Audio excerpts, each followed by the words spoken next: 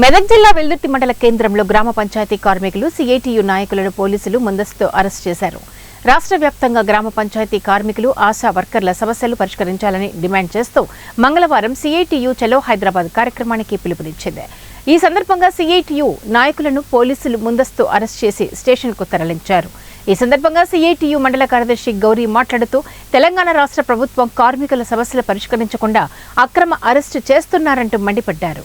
ప్రభుత్వం వెంటనే స్పందించి పంచాయతీ కార్మికుల సమస్యలు, ఆశా వర్కర్ల సమస్యలు పరిష్కరించాలని వారు డిమాండ్ చేశారు.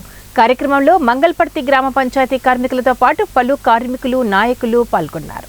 ఇలాంటి కొనసాగిస్తే మాత్రము ఎంతటికైనా వర్కర్లుగా గ్రామ పంచాయతీ వర్కర్ల ఉద్యమాలు చేయడానికి కానీ రాస్తారోకో చేయడానికి కానీ భవిష్యత్తు ఎన్నికల కోసం కూడా మేము ఎవరిని గెలిపించుకోవాలనే దానిపైన కూడా మా పైన ఆధారపడి ఉంటుంది. కాబట్టి మేము దీన్ని ఖండిస్తూ ఉన్నాము.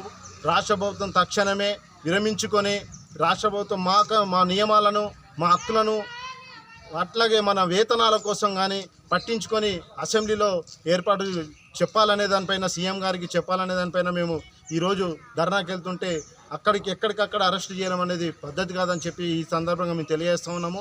అట్లాగే ఇవాళ అసెంబ్లీ సమావేశాలలో మా గురించి మాట్లాడకపోతే, మా వేతనాల కోసం కూడా మాట్లాడకపోతే, మాకుండే జీవో కోసం, మా జీవో ఇవాళ సుప్రీంకోర్టు ఇచ్చిన విధానాలపైన కూడా ఆ విధంగానన్నా కనీసం వేతనాలు అనేది ఇవ్వాలనే దానిపైన కూడా మేము ఇవాళ అసెంబ్లీలో ప్రవేశపెట్టాలని ఈ సందర్భంగా తెలియజేస్తాం.